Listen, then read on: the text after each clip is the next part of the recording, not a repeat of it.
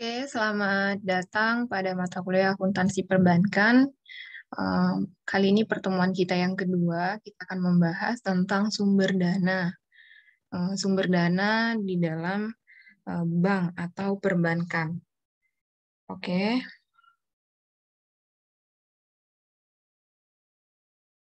Nah, sumber dana bank itu ada 8 atau 7 sumber. Eh, Kita akan pelajari satu persatu.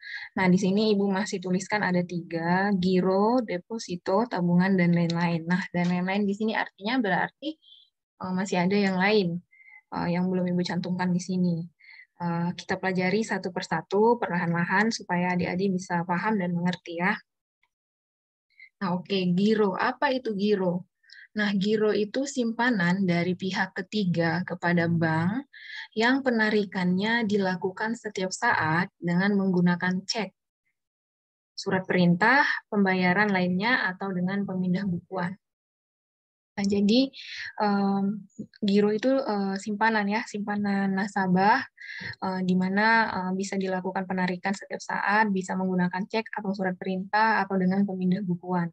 Nah, kemudian transaksi giro dapat dilakukan eh, dari peristiwa setoran nasabah, baik tunai maupun clearing, kemudian setoran dari transfer, pemindah bukuan karena clearing atau transfer, kemudian penarikan tunai atau clearing, penambahan karena jasa giro, dan bunga, dan sebagainya. Nah, oke. Kita bahas yang pertama. Nah, ini transaksi pembukaan rekening. Jadi bagaimana cara membuka rekening giro atau bagaimana cara kita menyetorkan rekening giro kita itu yang pertama ada setoran tunai, kemudian ada setoran clearing, kemudian ada setoran melalui transfer. Nah, jadi untuk pembukaan rekening giro itu ada 3, kita bisa gunakan setoran tunai, bisa kita gunakan setoran clearing, dan bisa kita gunakan setoran transfer. Nah, untuk setoran tunai, di sini Ibu berikan satu contoh transaksi beserta jurnal yang diperlukan untuk mencatat. Nah, setoran tunai. Nyonya Erika, calon nasabah Bank NTT, ingin membuka rekening giro pada cabang Kupang dengan melakukan setoran tunai sebagai setoran awal rekening gironya sebesar 105 juta.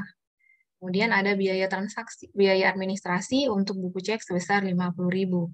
Nah, untuk transaksi ini perlu kita lakukan pencatatan dengan jurnal kas kita. Dengan jurnal kas bertambah di sisi debit 105.050.000. Kemudian giro Nyonya Erika bertambah di kredit 105 juta. Kemudian persediaan buku cek berkurang di sisi kredit 50.000. Nah, jadi giro itu kalau bertambah di kredit ya, kalau berkurang di debit. Nah, oke, untuk setoran clearing. Setoran clearing ini setoran yang bisa dilakukan dengan penggunaan cek ya, penggunaan cek atau ya, dia memang penggunaan cek. Nah, oke. Di sini contohnya Nyonya Erika menyerahkan cek giro Bank NTT sebesar 11 juta untuk disetorkan pada rekening gironya di Bank NTT.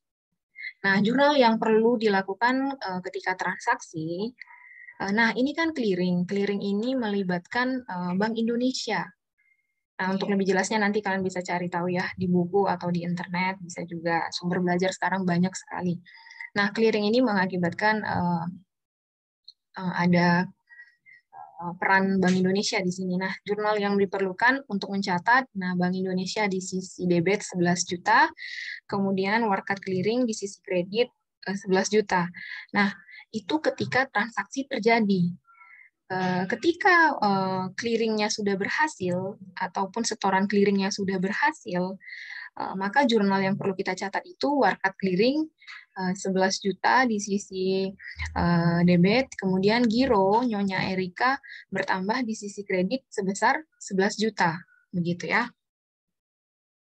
Nah, oke. Kemudian transaksi pembukaan rekening yang ketiga, penyetoran melalui transfer. Nah, contoh transaksinya di sini Nyonya Erika menerima transfer dari Ibu Asnat, nasabah Bank BRI. Nah, ini bank yang berbeda sebesar 6 juta karena kan Nyonya Erika di sini dia nasabah Bank NTT dan Ibu Asnat di sini nasabah Bank BRI. Nah, jurnal yang diperlukan untuk mencatat giro BRI di sisi debit 6 juta, kemudian giro Nyonya Erika bertambah di sisi kredit 6 juta. Oke. Nah, kita sudah membahas tadi untuk transaksi pembukaan rekening giro dan penyetorannya. Nah, sekarang kalau kita sudah belajar transaksi pembukaan dan penyetorannya, nah sekarang kita membahas tentang penarikan giro. Untuk penarikan giro tersendiri dapat dilakukan dengan cara yang pertama penarikan tunai, kemudian yang kedua penarikan clearing, kemudian yang ketiga penarikan dengan amanat ya. Jadi untuk penarikan giro juga ada dilakukan dengan 3 cara, penarikan tunai, penarikan clearing, dan penarikan amanat. Nah, oke. Penarikan tunai untuk yang pertama, Nyonya Erika menarik selembar cek untuk dibayarkan secara tunai oleh Bank NTT sebesar 12 juta. Nah, jurnal yang diperlukan untuk mencatat transaksi ini, giro Nyonya Erika berkurang di sisi debit 12 juta, kemudian kas berkurang di sisi kredit 12 juta rupiah. Nah, oke, untuk penarikan clearing, tadi saya sudah jelaskan ya, untuk yang penyetoran dan pembukaan rekening giro, kalau dia sistemnya clearing pasti melibatkan Bank Indonesia. Nah, kalau tadi di penyetoran giro, Bank Indonesia jurnalnya itu ada di sisi debit. Nah, bisa kita lihat. Nah, kalau di sini di sisi kredit. Nah, kita masuk saja ya ke transaksinya. Nyonya Erika menerbitkan cek sebesar 5 juta. Diberikan kepada temannya Nona Anita, seorang nasabah Bank BNI. Nah, ini beda bank dan dia melakukan clearing sehingga harus ada campur tangan Bank Indonesia di sini. Nah, jurnal yang diperlukan, giro Nyonya Erika berkurang di sisi debit 5 juta, kemudian Bank Indonesia di sisi kredit sebesar 5 juta. Nah, oke, kita masuk ke cara yang ketiga, penarikan giro dengan amanat. Nah, di sini transaksinya, Nyonya Erika memerintahkan Bank NTT untuk mendebet rekening gironya sebesar 1 juta untuk dipindah bukukan ke dalam rekening Nyonya Priska pada Bank NTT cabang Soe. Nah, ini perlu dilakukan jurnal pencatatan. Jurnal yang diperlukan untuk mencatat itu giro Nyonya, maaf ini belum saya ya. Oke, di sini giro Nyonya Erika. Kemudian ini rekening antar kantornya ini agak kita buat menjorok ke dalam supaya terlihat ini sisi kredit gitu ya.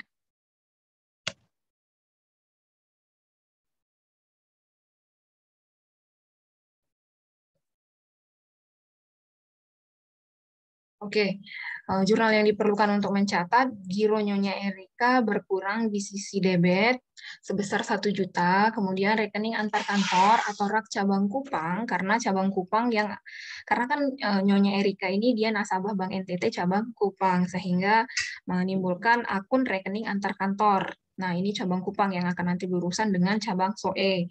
Nah, di sisi kredit sebesar 1 juta. Oke. Kemudian untuk giro ini ada disebut jasa giro. Jasa giro di sini bisa dibilang juga kita sebagai nasabah ketika menyimpan uang kita di bank dalam bentuk giro, kita mendapat jasa giro atau umumnya bunga lah begitu ya, bunga gitu. Nah, di sini dasar perhitungan jasa giro ini terbagi atas 4. Yang pertama saldo terendah, kedua saldo rata-rata, ketiga saldo harian, keempat saldo mengambang.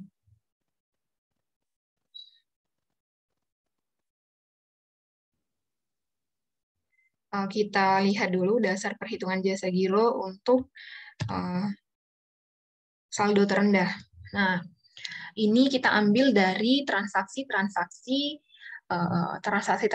giro yang sudah dilakukan Nyonya Erika. Nah, di sini kita menghitung jasa gironya untuk saldo terendah. Nah, di sini nama nasabah Nyonya Erika, nomor rekeningnya kita buat XXX saja. Nah, di sini ada diberikan tabel, eh, ada 5 kolom, tanggal, transaksi, debit, kredit, dan saldo. Sebentar ya, ini saya perbaiki dulu.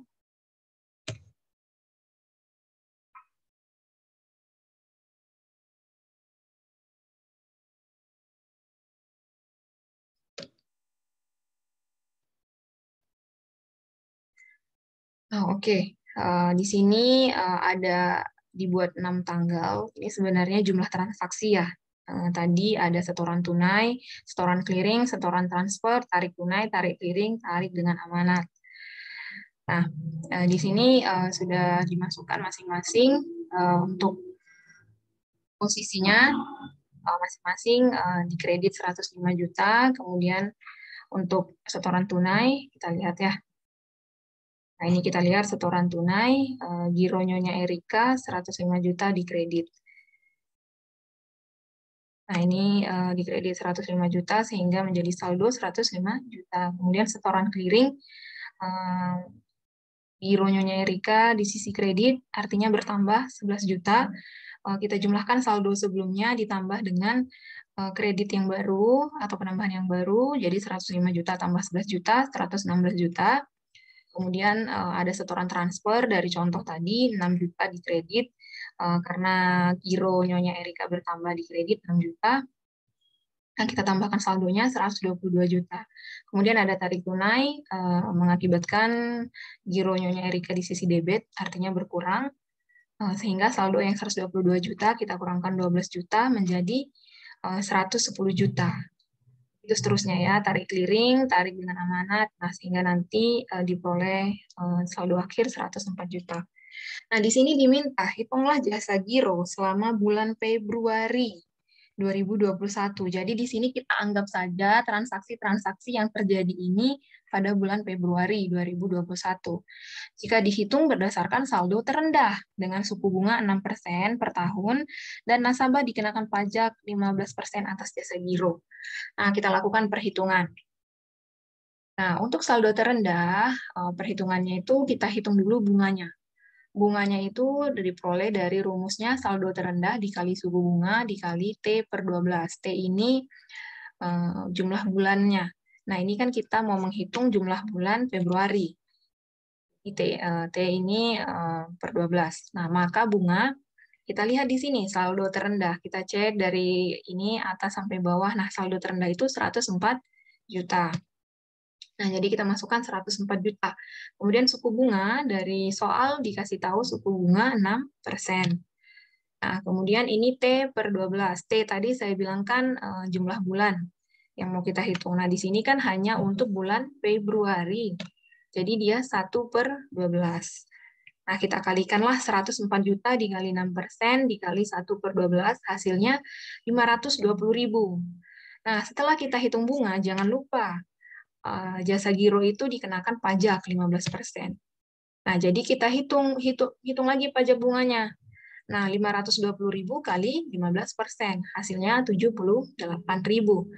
Nah, jadi jasa giro yang akan diterima Nyonya Erika adalah bunga dikurang pajak bunga.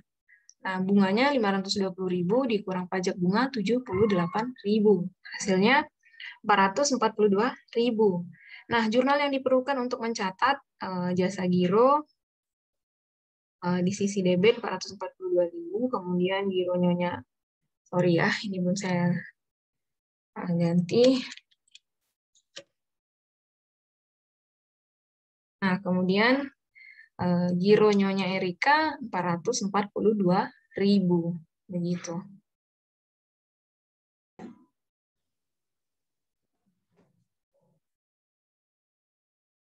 Oke, kemudian kita masuk lagi ke dasar perhitungan jasa giro dengan cara yang kedua, saldo rata-rata. Nah, ini saya perbaiki dulu ya, ini harusnya 2.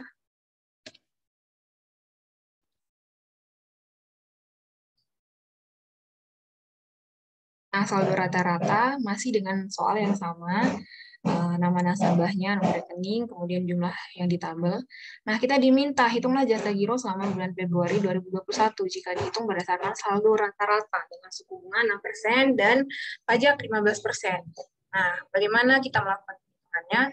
Pertama, kita hitung dulu saldo rata-rata. Nah, saldo rata-rata ini kita peroleh dari kita jumlahkan semua saldo. Nah, 105 juta tambah 116 juta tambah 122 juta tambah 110 juta tambah 105 juta 104 juta, hasilnya nanti 662 juta. Total saldo dibagi jumlah transaksi. Nah, tadi total saldonya 662 juta. Jumlah transaksi kita lihat saja berapa. 1, 2, 3, 4, 5, 6. Ada 6 jumlah transaksi. Setoran tunai, setoran clearing, setoran transfer, tarik tunai, tarik clearing, tarik dengan amanah. Nah, itu kita bagikan 6. Hasilnya 110 juta 333 333.333. Nah, setelah kita sudah tahu saldo rata-ratanya, kita hitung bunga.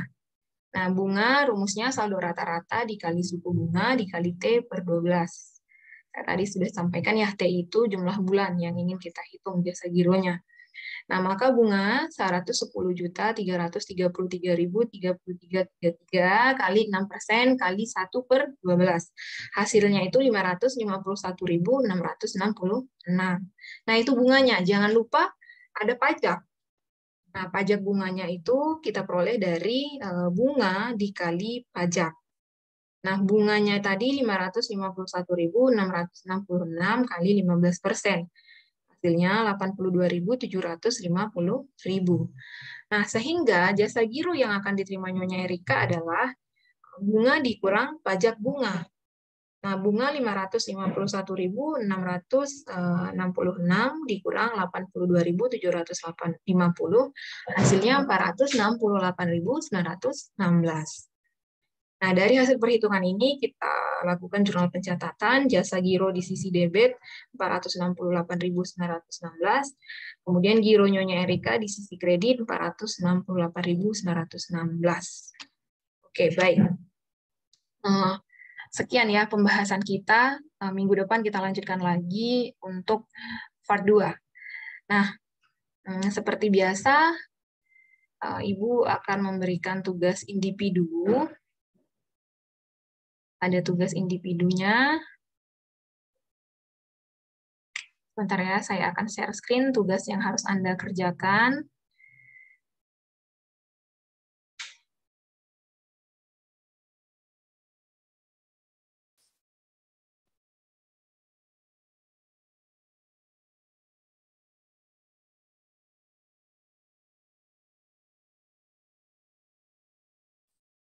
Nah, oke, ini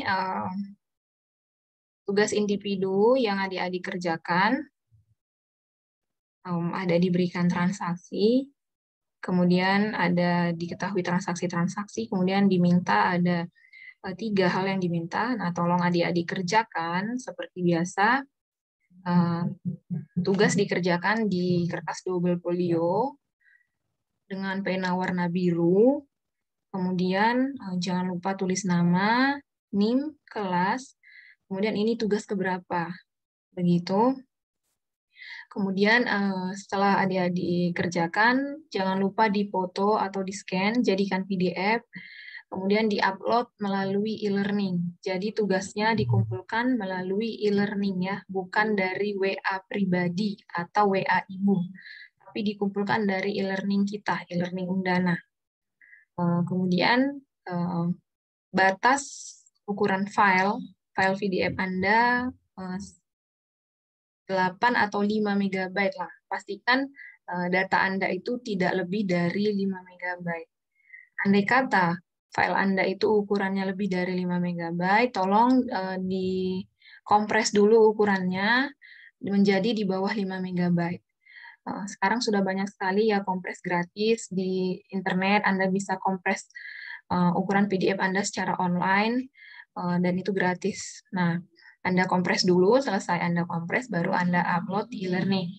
Tugas terakhir dikumpulkan tanggal 11. Nah, Jadi tugas kita ini terakhir dikumpulkan di tanggal 11. Tanggal 11 itu hari, saya lihat dulu ya.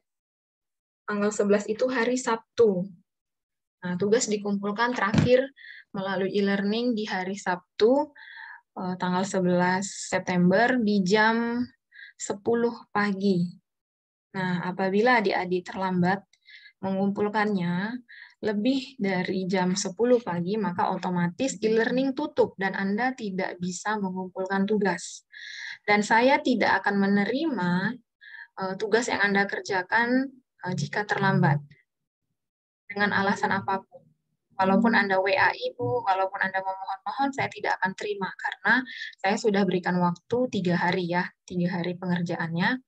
Dan saya juga sudah sampaikan bahwa tugas itu dikumpulkan dari e-learning, kemudian waktu pengumpulan juga saya sudah sampaikan tanggal 11 September, hari Sabtu, batasnya jam 10 pagi. Jadi itu konsekuensi kita, tolong Anda patuhi apa yang saya sampaikan.